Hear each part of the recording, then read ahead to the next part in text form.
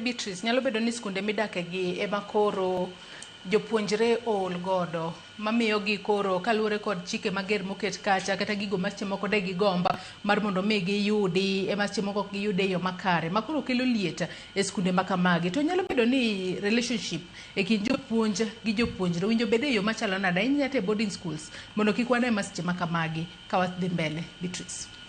Anto ang naie ni boarding schools to shida nitie matin nikech ma ok gima ochako sani. En historia maduong' Kenya kae ni ati boarding schools ema mach ilieloga gi nyithindo. The problem is culture make schools gi ok change. Chiemo kaka maybe 2020 ngato no wacho ni chiemo ni rach, 2025 nyithindo pod wacho ni chiemo ni rach. Koro ineno ni solutions gi onge. Nyithindo kata ka donje school, their seniors will just tell them, mae no se wacho.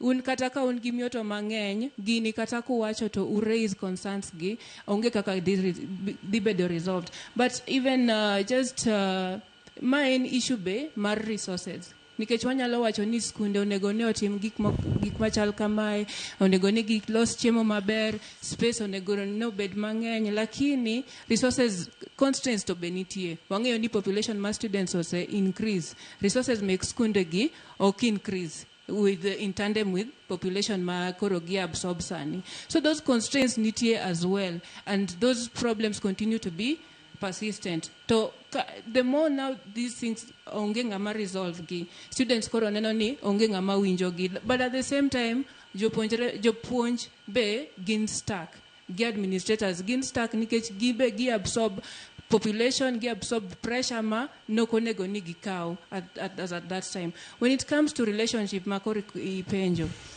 iwacho, abro dok e point ma enmity mar between walimu gi nyithindo.